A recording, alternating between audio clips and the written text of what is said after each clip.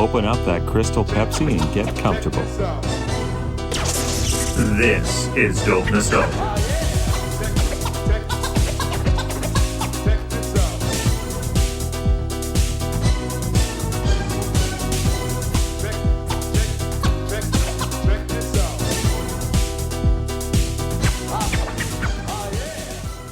Thank you, friends, for joining me for another episode of Dope Nostalgia. I'm your host, Naomi, and we're doing episode 189 today about a huge pop superstar, very well known in all over the world, not as much in North America, which is surprising. Her name is Kylie Minogue. My special guest today, Joe Valenzuela from Carton Pop Stars, is back, and Kylie is one of his favorite artists, so we're going to have a great time talking all about Kylie. Here's a little bit of background information. Wikipedia moment. Please bear in mind that Wikipedia is not to be taken as actual 100% fact. Any donkey could edit it at any time. If I'm reading you the artist's bio, that stuff is real truth. Kylie Ann Minogue is an Australian singer, songwriter, and actress. Minogue is the highest-selling female Australian artist of all time, having sold over 80 million records worldwide. She has been recognized for reinventing herself in music as well as fashion, and is referred to by the European press as the Princess of Pop and a style icon. Her accolades include a Grammy Award, 3 Brit Awards, and 18 Area Music Awards. Born and raised in Melbourne, Minogue first achieved recognition starring as Charlene Robinson in the Australian soap opera Neighbours from 86 to 88. She began her music career in the late 1980s, releasing 4 bubblegum and dance pop-influenced studio albums under PWL. PWL standing for Pete Waterman Entertainments. By the early 1990s, Minogue had amassed several top 10 singles in Australia and the UK, including The Locomotion, I Should Be So Lucky, Especially For You, Hand on Your Heart, and Better the Devil You Know. Taking more creative control over her music, she signed with Deconstruction Records in 1993 and released the albums Kylie Minogue and Impossible Princess. By joining Parlophone in 1999, Minogue returned to mainstream dance-orientated music with Light Years, including the #1 hits Spinning Around and On a Night Like This. The follow-up, Fever, was an international breakthrough for Minogue, becoming her best-selling album to date. Its lead single is this one, Can't Get You Out of My Head, becoming one of the most successful singles of the 2000s, selling over 5 million units. Follow-up singles In Your Eyes and Love at First Sight became hits as well. She continued reinventing her image and experimenting with a range of genres on her subsequent albums, which spawned success singles such as Slow, I Believe in You, Two Hearts, and All the Lovers. In 2017, she partnered with BMG for Dancing in 2018 as her first release. In the following years, Minogue became the only female artist to have a #1 album and a top 10 single from the 80s to the 2020s in the UK charts, with Disco and Padam Padam, respectively. She's done acting, she's done singing, she's in fashion. She has all kinds of brand and product endorsements, books, perfumes, charitable work, and a wine brand. She has also appeared as a judge on The Voice UK and The Voice Australia. Wow, like so many accolades here. The Area Hall of Fame inductee, Officer of the Order of Australia, Officer of the Order of the British Empire, how can I say this? Chevalier, which is a Knight of the Order des Arts. I'm Canadian and I can't even speak French. Order des Arts des Lettres. Oh, someone's going to kill me. And an honorary Doctor of Health Science. Please welcome back to the show our good friend Joe Valenzuela while we talk Kylie Minogue. All right, I'm going to have some wine, so. Good. Cheers. Are you wearing a Kylie shirt? I am. I came prepared. A 90s Kylie shirt. That's super sweet. Yes. And funnily enough, this weekend is Club Kylie here in Chicago. So, what's Club Kylie? So for the last 15 years, every other month they have a Kylie night at one of the gay bars here in Chicago.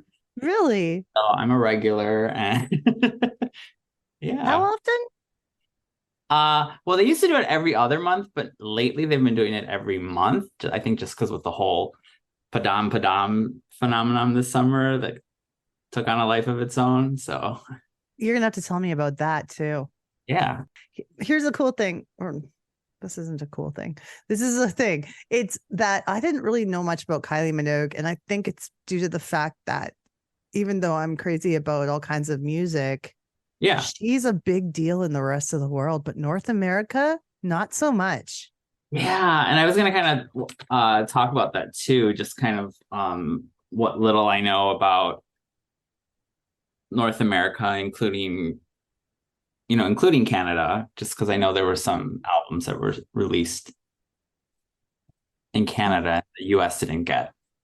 So That I didn't know. I figured that we were on the same page as the US with our Kylie knowledge.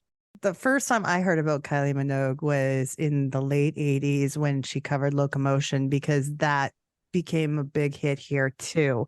It was around the time that Tiffany and Debbie Gibson were big. Yeah. And what I did learn about her recently is that she started her career as a soap opera actress, right? Right, on Neighbors. Mm-hmm. And the funny thing is Neighbors had a lot of famous like alumni, like people that came from that soap. Her, Natalie Imbruglia, Margot Robbie. What? Yeah, she was on Neighbors. What's his name? I can't remember his last name. Guy.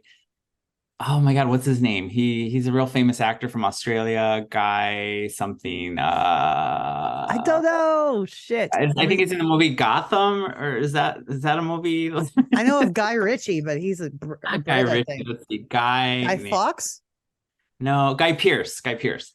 I was just searching Guy. I know, Guy Neighbors. That's what I typed in. But like a bunch of people, and like Holly Valance, she was another like big pop star in the UK and Australia in the 2000s. What about Delta? Her name is Delta Goodrem was on it too, and Jason Donovan, who was Kylie's love interest in Neighbors, and he was also like a huge deal in the UK, but I don't think he ever caught on in the US or Canada that I know of. So Neighbors must have been a huge. Is it still on? It like ended recently, but then I think the fandom was so upset that it got like picked up by somebody else. I want to say like Amazon. I don't know. It's one of those soap operas that's still on to this day. So I believe there's a soap streaming network now, because a lot of the soaps are off of like the main channels that like ABC, NBC. Like there's only very few soaps left. So I think like soaps like All My Children left ABC and they went to some soap streaming network. As far as I know. Yeah. I'm so out. I haven't watched a daytime soap probably since I was in college in the late 90s. Yeah, we were watching him. We were still watching him in the mid 90s, I think, and around that time is when I stopped. Yeah, I used to watch I got addicted to All My Children in college. And to the point where like I watched it with my mom when she had she was recovering from an accident, and so I had class like in the afternoon, so in the mornings I would hang out with her and we would watch All My Children, because she used to watch it back in the day, and she's like, oh, Susan Lucci was still on this when I used to watch it back whatever in the 70s. And then I just got so into it, like to the point where I would schedule all my classes in the afternoon so I could watch it. So I get it. We love our soaps. Yeah. Back then I had to use a VHS to actually record it if I was going to be at school or something. Right. Which, I had to do a couple times, but yeah. So Neighbors was, I never watched it, but I've obviously seen clips of it. Oh, I'm cracking up because your cat's in the background and my dog's sitting here barking. They want to be stars. I know. He always attention. I was gonna lock him in the other room, but then I didn't want him and the cat to fight. So that's okay. They're not making any noise. No, he just wants treats. So that's if you hear the cooking. Oh, no, you're good. But like I said, I didn't watch the soap, but I know her singing career started because of Neighbors. I want to say it was a charity function Sorry, she's trying to step on the keyboard. Oh, she really wants to be a part of this. So it was recorded originally in 87 and then released in Australia, but then it became so huge they decided to re-record it with Saw PLW, or which is a huge, Stock Aitken and Waterman, which is a huge, the Hit Factors, they were known in the UK. They were the ones that did not know anything about them.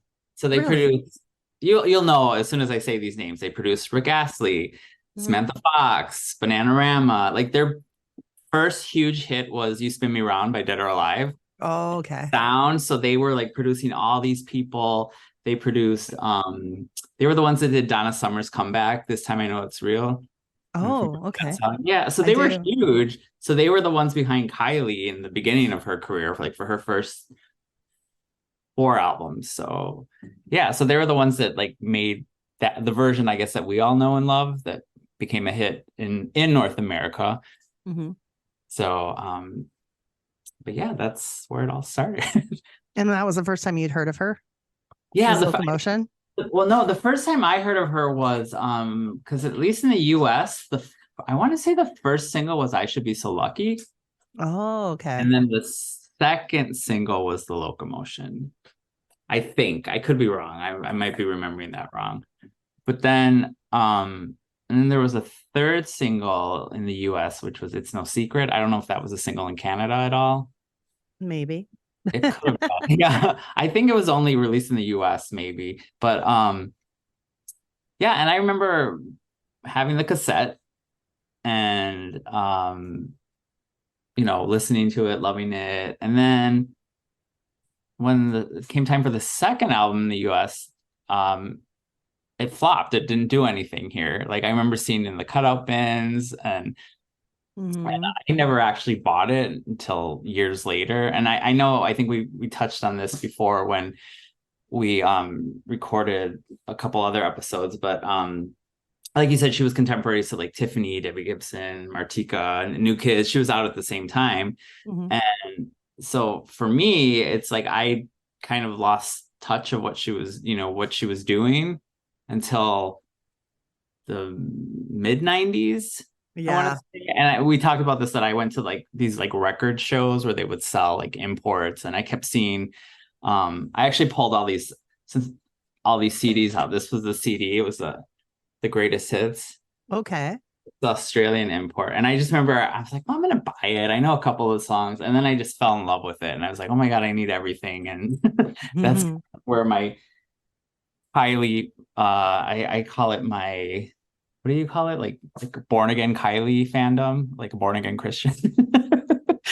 That's like when it started for me at least. It's like a renaissance. I don't know. It's like Renaissance era. Right. Like I was a fan, like I said, of the first album, and then it just, fast forward to like, I don't know, 95. And then I was just like, I was like a senior in high school going to these shows by myself and like spending money I didn't have, and my allowance, if you will. So yeah. Well, I didn't pay much mind to Kylie Minogue until she came out with the huge hits that broke in the US later on, like Can't Get You Out of My Head. That whole era of Kylie was pretty big here, actually. Right. I think that's the album that finally made her a star everywhere. Yeah. I'm looking this up because I used to belong to a Kylie Minogue message board back in the day. And I've brought him up before, but Grant, he's in Toronto, and he was a huge Kylie fan. And then I met a bunch of other fans from all over the world, like Latin America, Australia, the UK. But I remember, I think he and I chatted a couple times about, oh, well, this was released in Canada, and, stuff in the 90s that I didn't know about. Because she released, there's kind of like 2 eras of Kylie in the 90s, which I think people, at least in North America, they either remember late 80s Kylie or Can't Get You Out of My Head and Beyond Kylie. But then there's these 2 huge periods for her in the 90s that we kind of missed out on. Mm-hmm. But I know, I want to say her 94 album was released in Canada Mm-hmm. because the first single was also recorded in French. And it's Confide in Me, and I want to say it was released in Canada. I could be making that up. Her album. Okay, hold on one second. It's from 1994.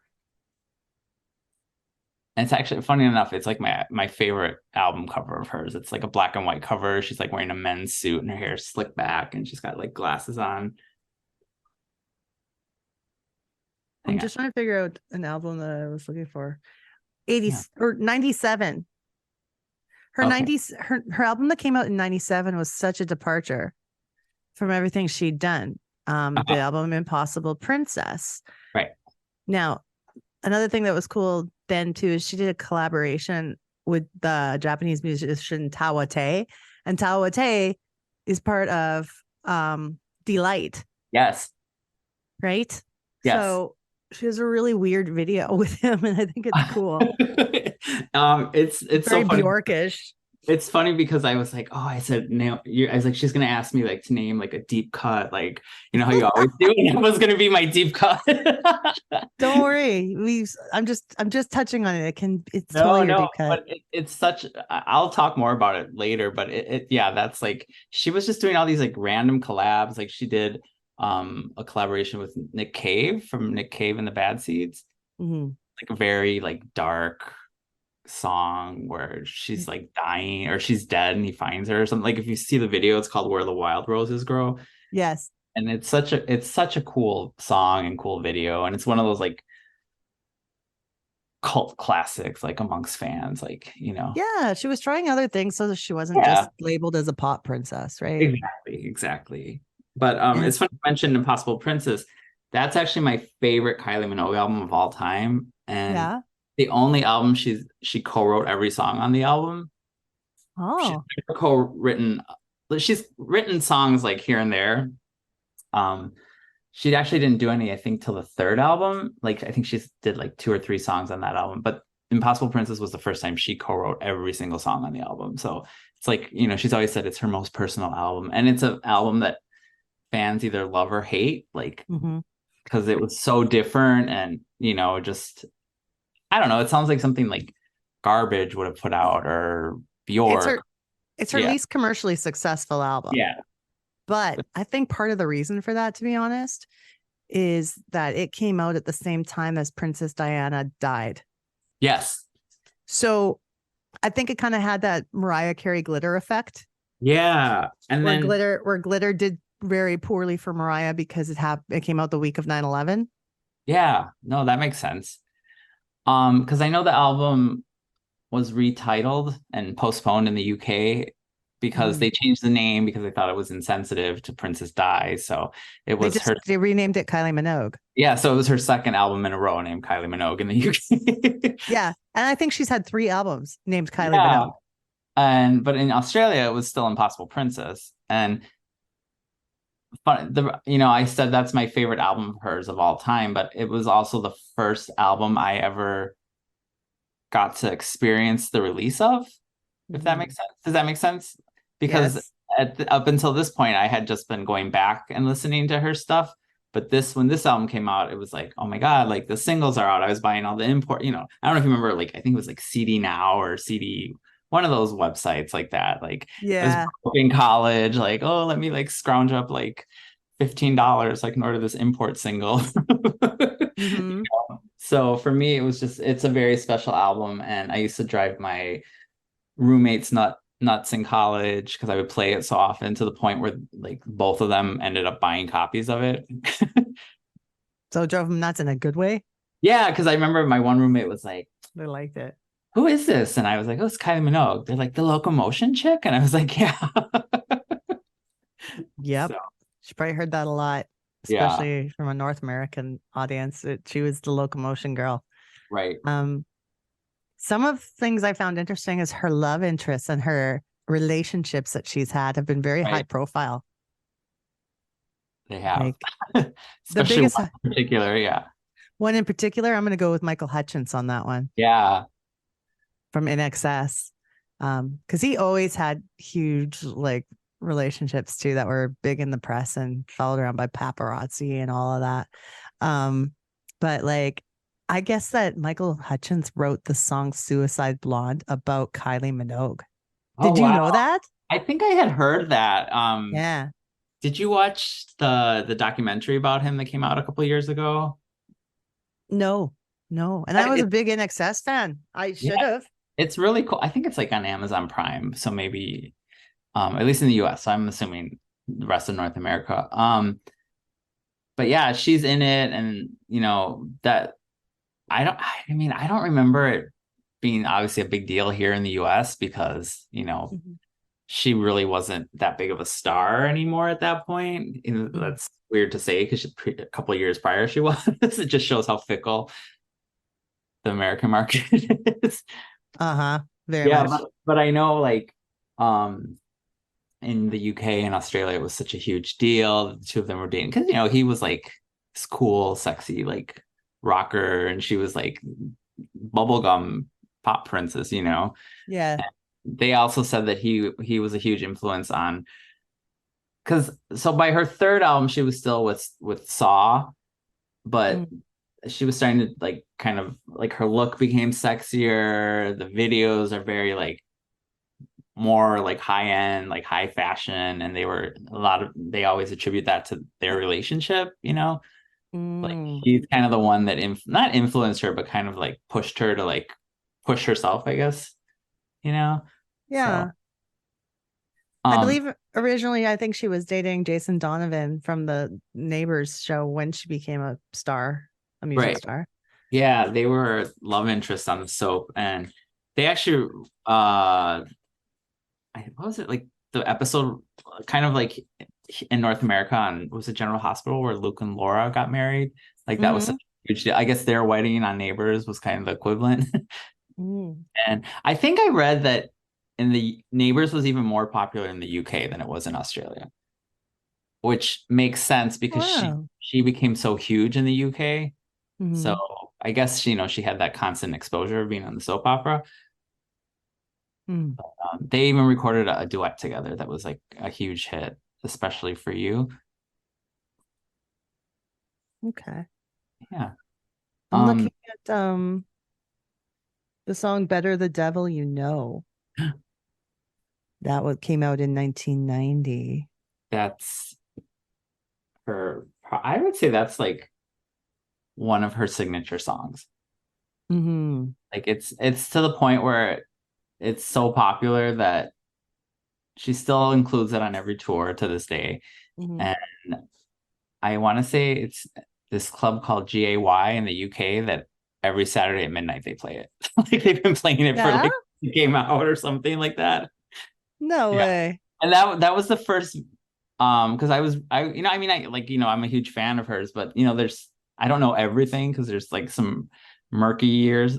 But I do remember reading that was the first video that she had creative control over.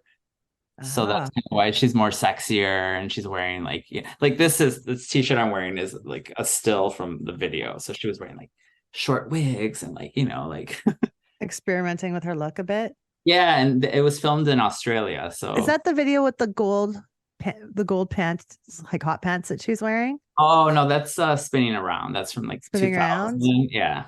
Oh, okay. That's much later. I Yeah. think that was part of her comeback, Yeah. So like after the spinning Impossible around. Princess, she kind of went back to more like a more pop sound. And I remember when that song came out, I was highly disappointed because I fell in love with Impossible Princess, which is such it was so different. I just remember thinking like, oh, this is like she's a sellout. She's going back to pop music. But then obviously I fell in love with that song and that whole era.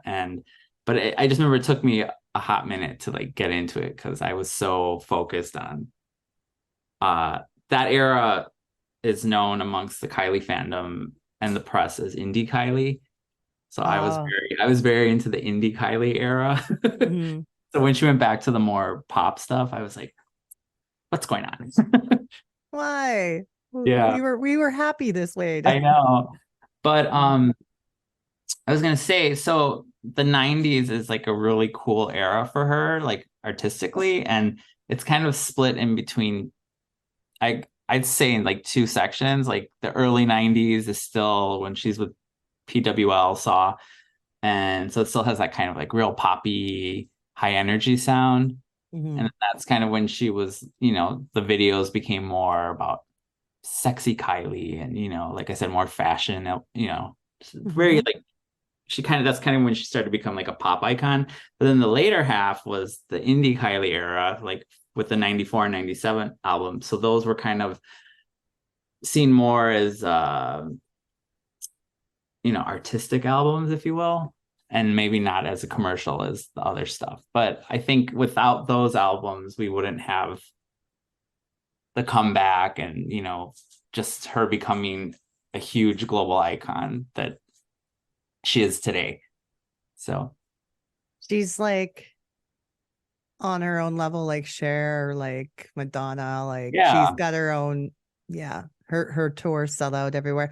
But she's always, like I said, always doing so well all over the world. She's a massive star. right. But somehow North America didn't really quite catch on in the I same way. know.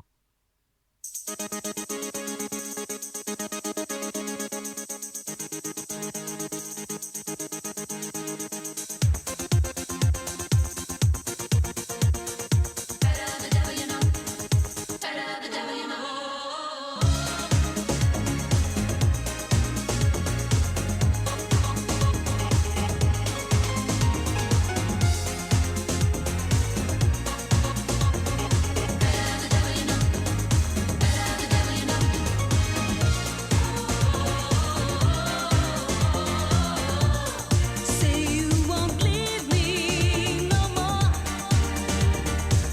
I'll take you back again. No more excuses, no, no. 'Cause I heard them all before, 100 times or more. I'll forgive and forget if you say you'll never go.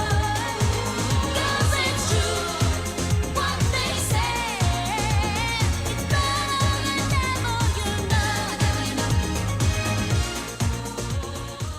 I'm trying to pull up Discogs because I want to see what albums were released in Canada. Because I know which albums were released in the US, obviously, but I'm trying to see if so it's funny going back to Better the Devil You Know, it was actually supposed to be a single in the US. Well, technically it was. I don't know if you remember. Do you remember the actor Richard Grieco from 21 Jump Street, Yes. Booker? So he had a movie out called If Looks Could Kill. Did you ever see that? I didn't see it. I heard of it. Yep. Okay. So I remember seeing it, and it's funny because I was talking to a friend about this, and I was like, "Oh my God, did you know that there's an infamous scene in the movie where he's like in his underwear, and like 13-year-old me wasn't paying attention to the song playing in the background, too busy looking at Richard Grieco in his underwear. Well, the Yeah. song playing in the background is Better the Devil You Know by Kylie." And it was released as a cassette single, I guess, in the US, but it just never did anything. And I guess that album was supposed to be released in the US, so they had her work half with US based producers and songwriters, including Michael J, who produced Martika's first album. Mhm. And I guess he was one of the first artists outside of that PWL Saw camp to work with Kylie and co-write with Kylie. And Stephen Bray produced some songs for her. And is it Keith Cohen? Who's also, I know the name, but I can't remember who he's produced off the top of my head. Well, anyways,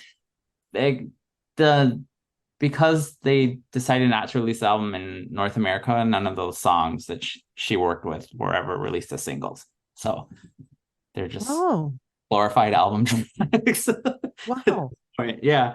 But I know, I swear to God, the 94 album was released in Canada. I'm not making that up. But it was supposed to be released in the US, but it got canceled because the imprint label, they were owned by BMG, shut down. So they released the single, they press them or whatever, and then it just never came out. Artists get left in limbo quite often when those types I of things occur. know. It's the worst. There was a record company named Giant Records. Yeah, I And remember Giant. Yeah. I know Color Me Bad was signed to them, and Right. Tara Kemp was signed to them. Yeah. And then interviewing Tara Kemp, like she got kind of screwed over big time by her record label Giant, because I think they were folding at the time that they were trying to promote her. And okay. and she kind of just got like, I guess, forgotten in the wash of things in some ways by the company and didn't promote her properly. That makes sense. So 'Cause it was hard Yeah. seeing that happen to her. Like it wasn't an easy time in her career. So it's sad to see that kind of thing happen to an artist who's poised for huge success, and then the record company's like, and we're done. Yeah, no, that sucks. And especially her. I mean, God, that album was huge. Tara Kemp's album was amazing. Oh my God, I loved her back in the day. And I Mhm. always wondered what became of her. And I think she was one of the ones, I think I wrote about her on Milk Carton Pop Stars. I'm sure you did. But Actually, I think I'm pretty sure I saw you did. I think at that point she was still kind of not back in the public eye like she is now, where she's active on social media and stuff. I think at the Yeah. time I heard a rumor she was an interior decorator, if I'm not mistaken. I could be making that up. You know who's Uh, definitely an interior decorator? Who? Willa Ford. Oh, I heard that. I heard that. Yeah. Isn't there like a reality show or something? I don't know. Oh I don't know, but I know I've reached out to her to be on the show. my God, And I that did would it to her awesome. interior design website. Oh, I hope she responds because that would be awesome. What's there? She has a Christmas song, and every year at Christmas I post it because it's so trashy. I love that. I can't remember what it's called, but it's so bad. It's something like gimme, gimme, gimme, da-da-da, gimme, gimme. Like I want Santa, I want this, or so. I get it's just really bad, but I Something love it. dirty. Yeah. Love it. Okay, but back to Kylie. Yes. The woman of the hour. So that 94 album was released in Canada in 1995 Mhm. on Deconstruction Canada. Apparently they were running in Canada, and it has a different cover. Like it's an outtake from that photo shoot, but it's like slightly different. I'm looking at Discogs, and it did include the French version of Confide in Me, which makes sense. But Interesting. I'm trying to see if it was released on CD. It's like, well, God, now I want it because it has a different. Get it. Get it. Oh my God. After these messages, we'll be right back.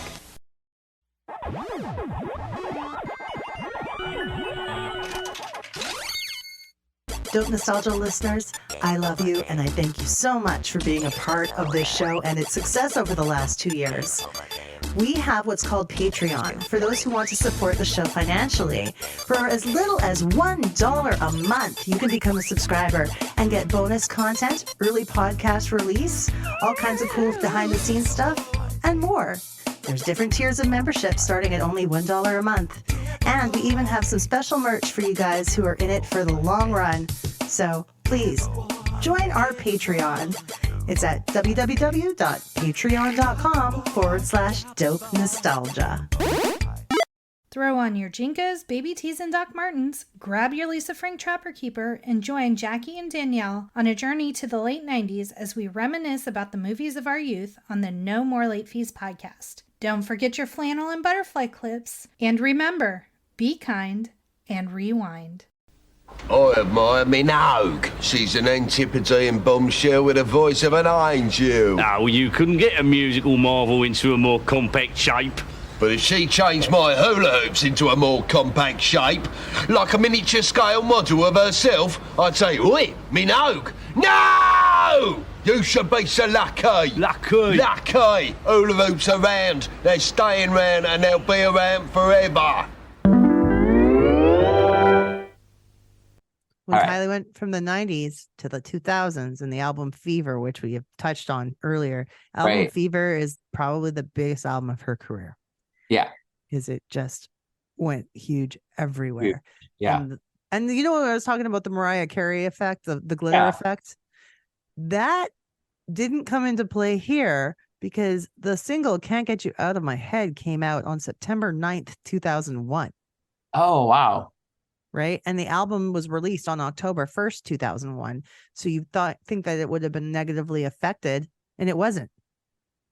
That makes sense. But was it released in the UK in like on those dates?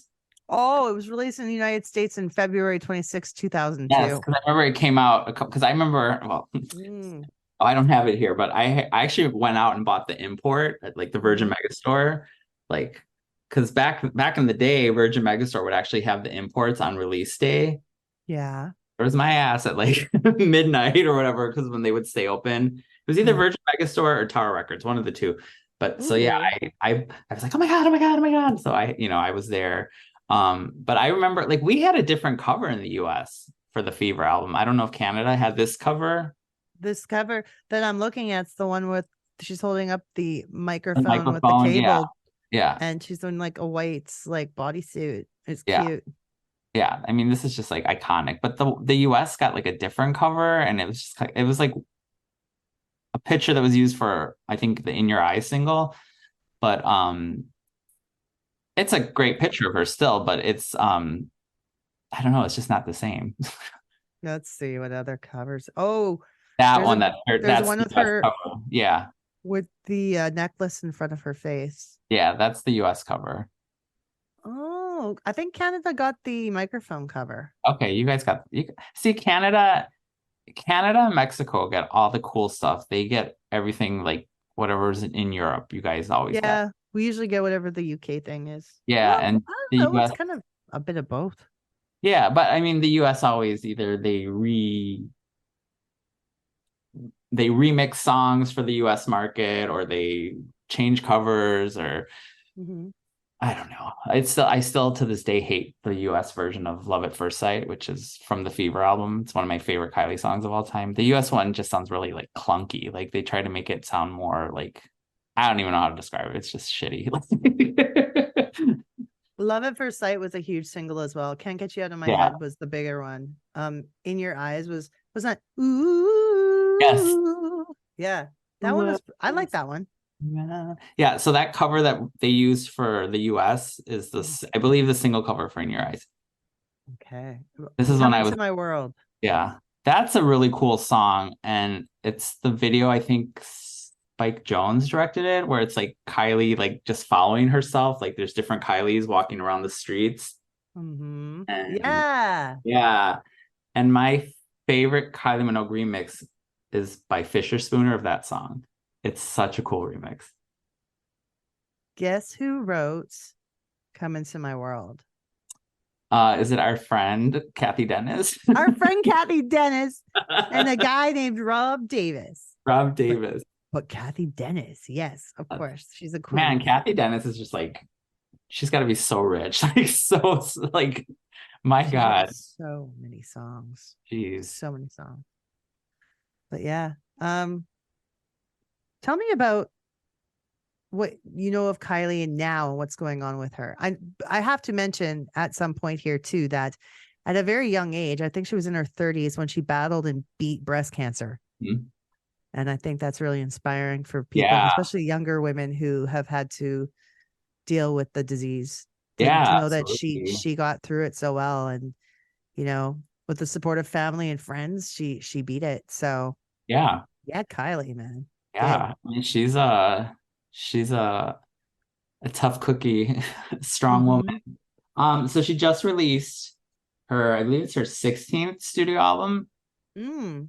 Tension. And for all your listeners that have not heard it, it's an amazing album. I'm not just saying that because I'm a huge fan. It's just really a really, really solid, like dance electronic album. And Nice. you know, she released the album Disco during the pandemic, and it did well, but you know, obviously she couldn't tour because we were on lockdown.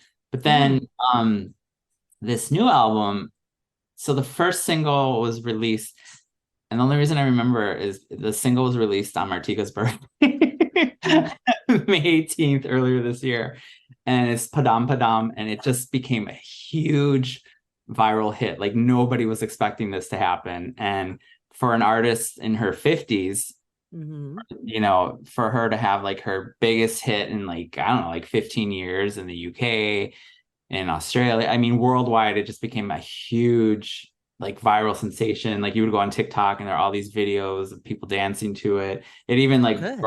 broke her in the US again, where not that it made the Hot 100, which I'm really shocked, but now the Hot 100, the Billboard Hot 100 is so weird, like how it's calculated these days. Like it's streaming, but it's not streaming, and it's just really. Anyways, the song like kind of like broke again to the point where, you know, she's doing a Vegas residency. Oh, really? Starts in, I want to say, a couple weeks. And no, I'm not going. The tickets are too expensive. No. I know everyone's like, you're not going. I was like, the tickets are so expensive, and you have to buy like I have I know some other friends / fans that are going, and they were like, yeah, you have to buy. It's like a brand new casino, or not casino, a brand new theater that this that it's happening at, and it's like you have to like buy your tickets, but then you also have to get like it's tables, and the tables are like you have to spend a minimum of like it's something crazy like $1,000 per person on drinks and food while you're at the show.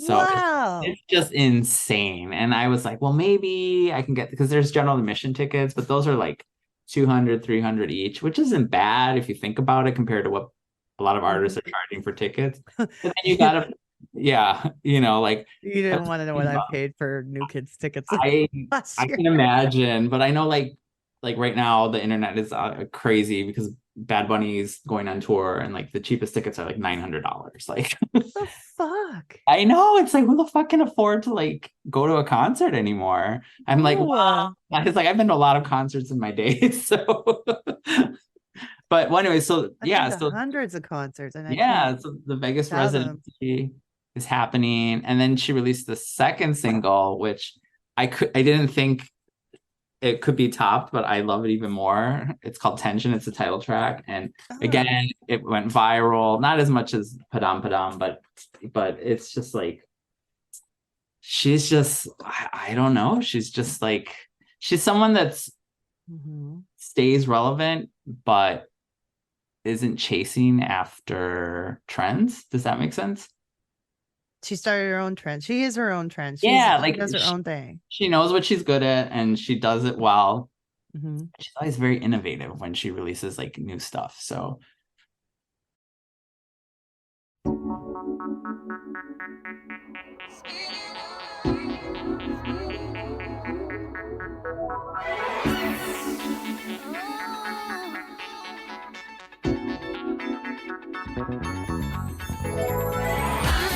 Spinning around, move out of my way. I know you're feeling me 'cause you like it like this. I'm breaking it down, I'm not the same. I know you're feeling me 'cause you like it like this. Something for some joy that I borrowed back in the day. Threw away my old clothes, got myself a better wardrobe. I got something to say. I'm through in the past, ain't no point in looking back. The future will be. And did I forget to mention that I found a new direction, and it leads back to me.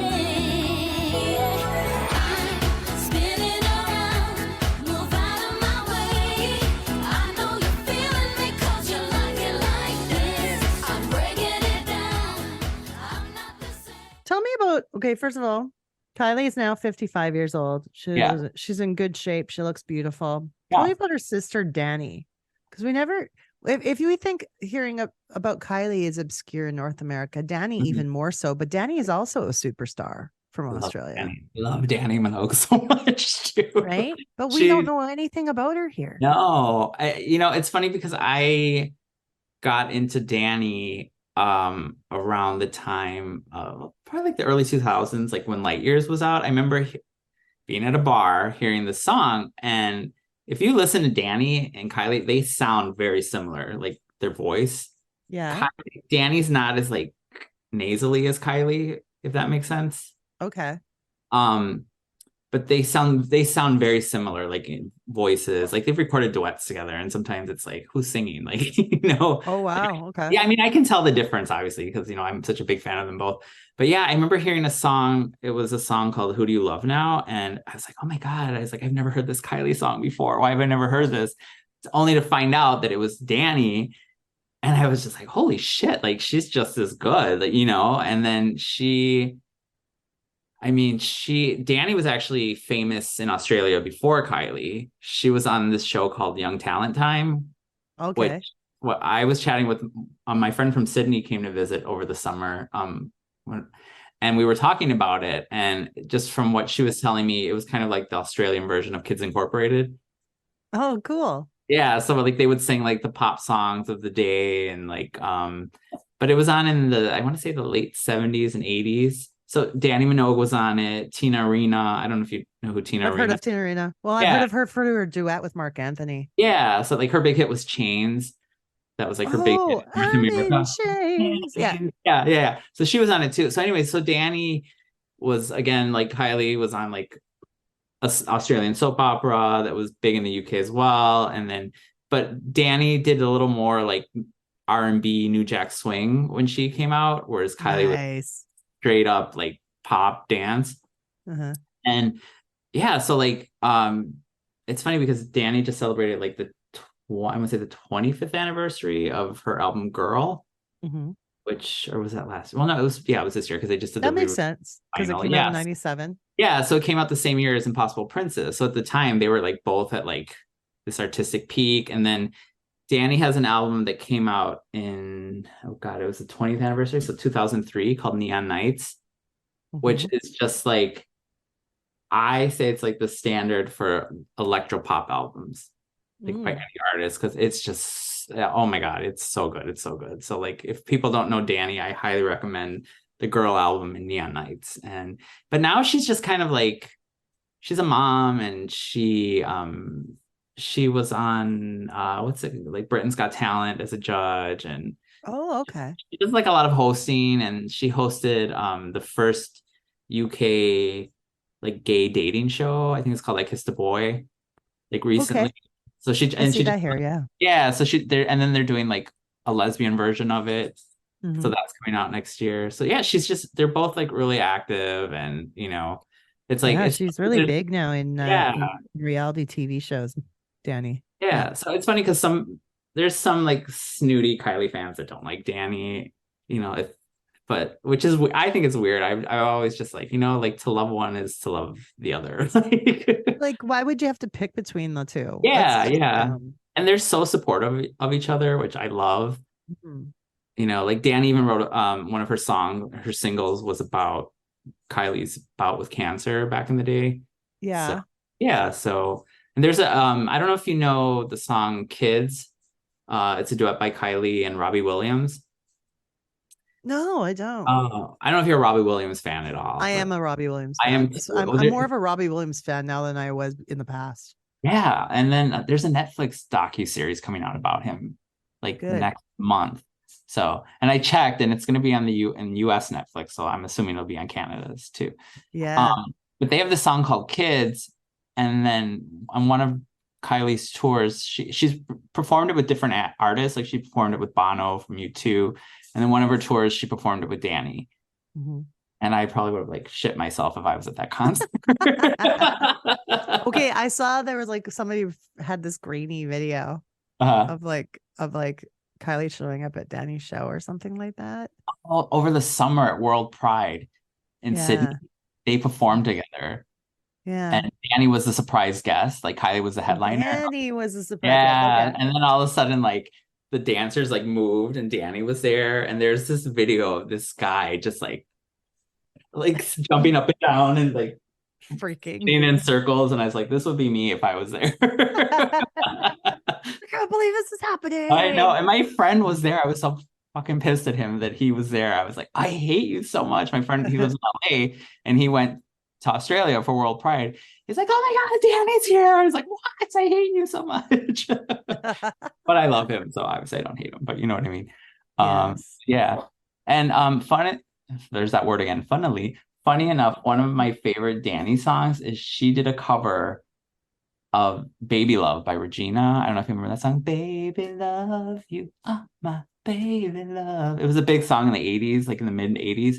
Well, Dannii did a version in, I want to say 90, 91, Yeah. but it was remixed by, oh God, what's his name? Steve.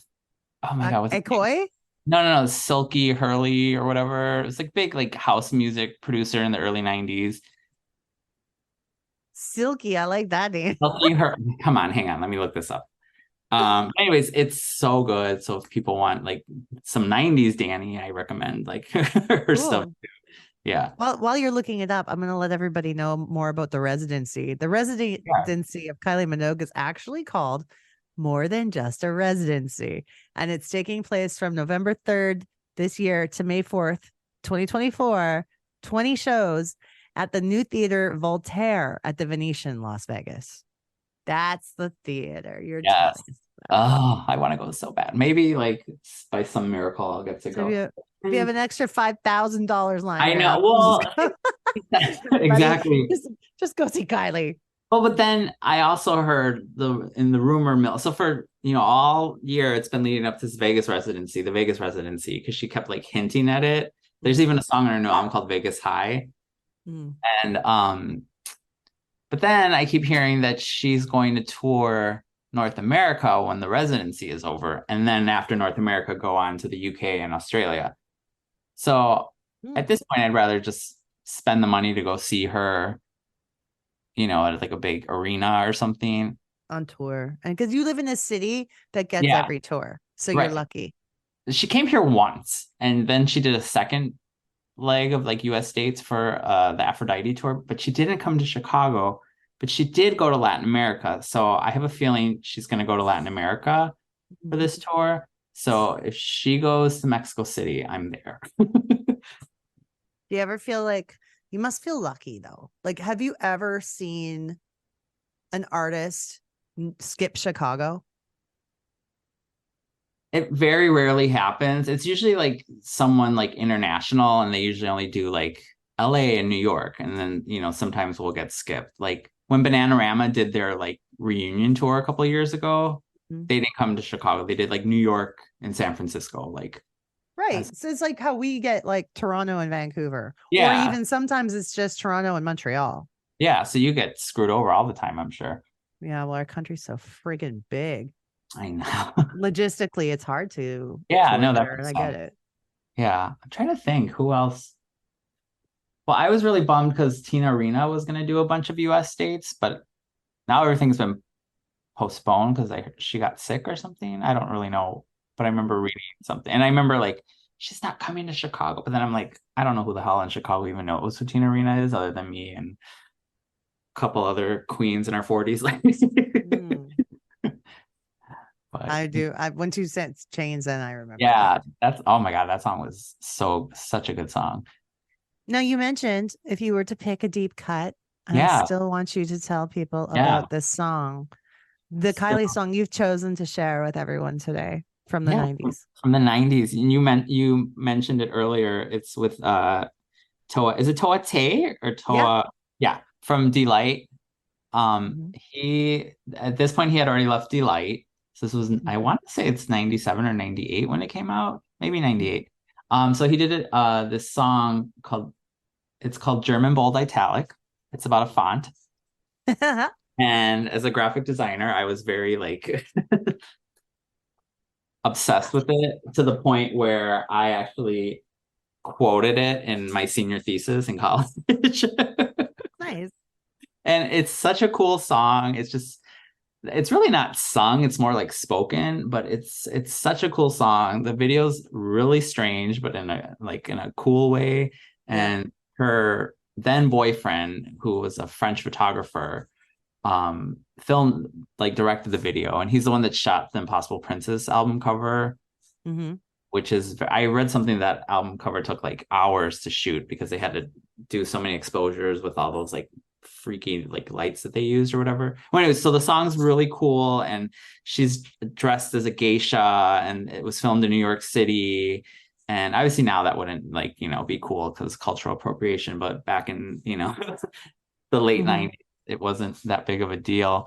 But it's just a cool song, and it's, one of the many random collaborations she did in the 90s, and it's my favorite collab that she's done to this day. And now we play a clip. Yes. You will like my sense of style. You will like my sense of style. You will like my sense of style. You will like my sense of style. You will like my sense of style. You will like my sense of style.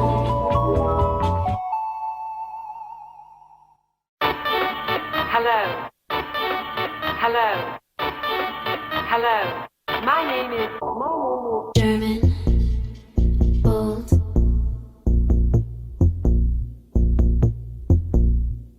German, bold,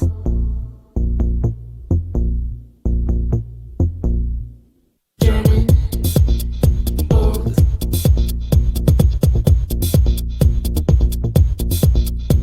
German, bold,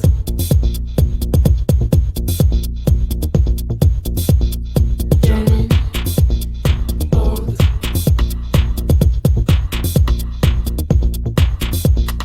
German, bold, italic.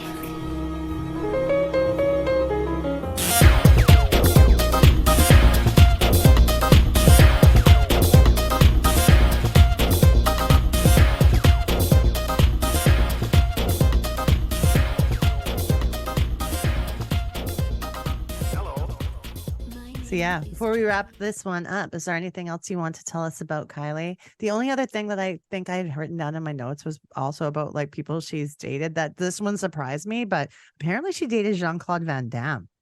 I think I heard that rumor too, because she Mhm. was in Street Fighter. She Oh did a yeah, she did she a couple was. movies. She was in Street Fighter and Biodome, I don't and remember her in Biodome. she That's was a wild. redhead, and she was a redhead in Biodome. Um, I'm trying to remember. I think those are the only like American films. Well, she's also one the Green Fairy in Moulin Rouge. Oh, okay. Uh, God, Okay. let's see. I don't know. There's just so many. There's so many 90s Kylie goodies. I would recommend to watching.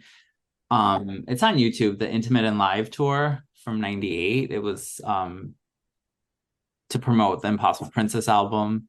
Nice. I think that was the first tour where she did like a live actual album of it. So that's a really cool.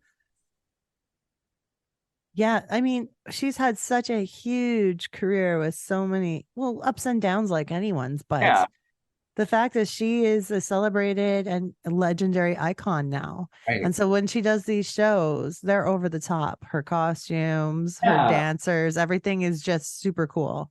yeah. And So people should check it out. yeah, and then I will just say too, like because of her, I've made so many friends over the years. Friends Mhm. that to this day that I'm like super close to, that like one of my closest friends who lives the one that saw her in Sydney, like I met him on a Kylie Minogue message board like in the early 2000s, and we're still friends. I don't even think he was like 18 or 19 when I Aw, met him. And then just yeah, and like if you're in Chicago, come to Club Kylie. It's at Atmosphere. Last that's Sunday so cool month. that you have Yeah. that. Yeah, it's run by DJ Riley.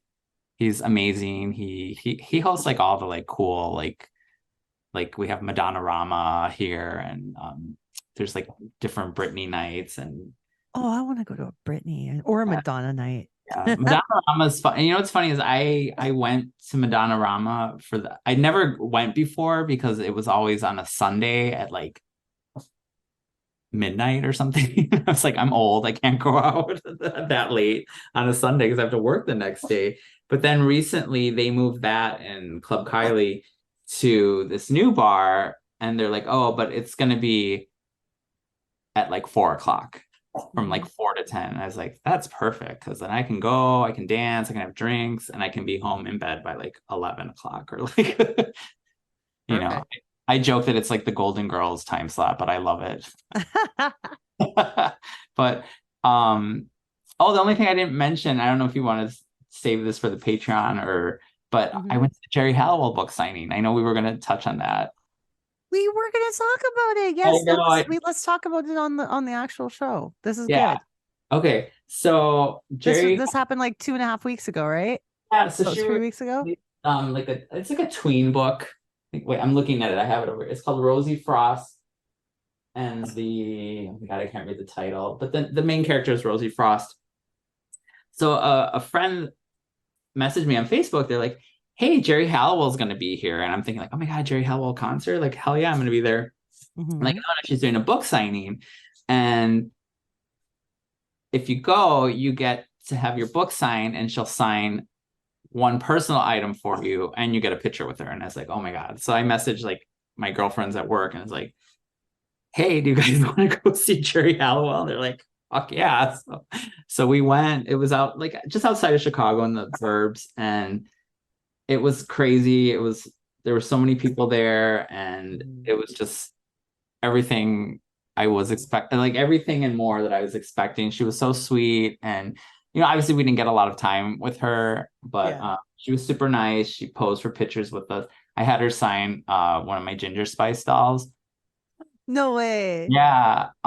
Wait, Is let me it go. in the box, or Yeah, did let she me sign get the it. actual doll? Let me go get it so you can see it. It's kind of hard to see because I had her sign it with silver marker. I don't know if you can see. Oh, cool. Yeah. And you've never So- taken it out of the box? No, and it still has a price tag on it. It was Oh, $21.99 back in the day. I So can't you remember literally bought that like 20 years ago. probably more than that. This is from 1998. 98. Okay, so that's 25 years ago. Yeah, 25 years ago. I've had this for 25 years. Yeah, I had all the Spice Girls dolls. I still have most of them. They're in my storage unit. So that's why when we were going to this, I was like, oh shit, what am I going to get signed? But she was super nice. I did tell her that I love her solo music and that Mi Chico Latino was my shit back in the day. And we used to record it all the time when we would go out to the gay bars.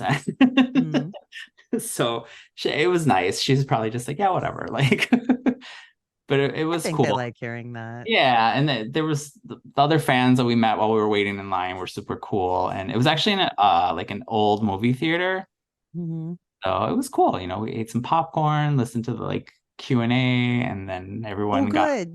yeah, there was a Q&A, and yeah, it was really cool. So I believe she's doing signings in the UK now. I think it was just like the US first. I don't know if she went to Canada at all. I can't say off the top of my head if I saw any. If she did, it was like Toronto, Vancouver, the usual. Probably, yeah.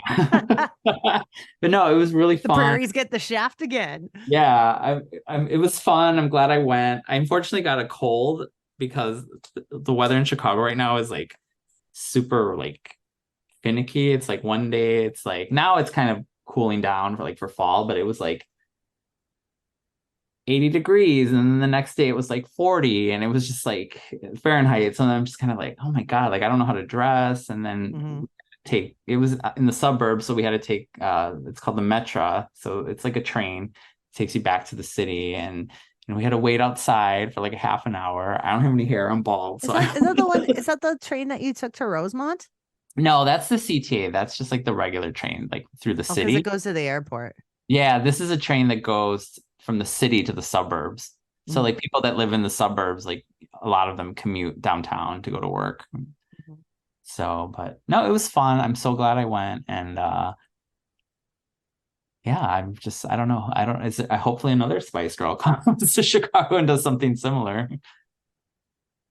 Well, I hope so. I don't know what's the plan is for the Spice Girls. I know that they say that, Beckham has been resistant. Right. Because she's got her fashion empire and such. Which I get it, Yeah. But I feel like if Guns N' Roses can reunite, anyone can reunite, right? I think so. I agree.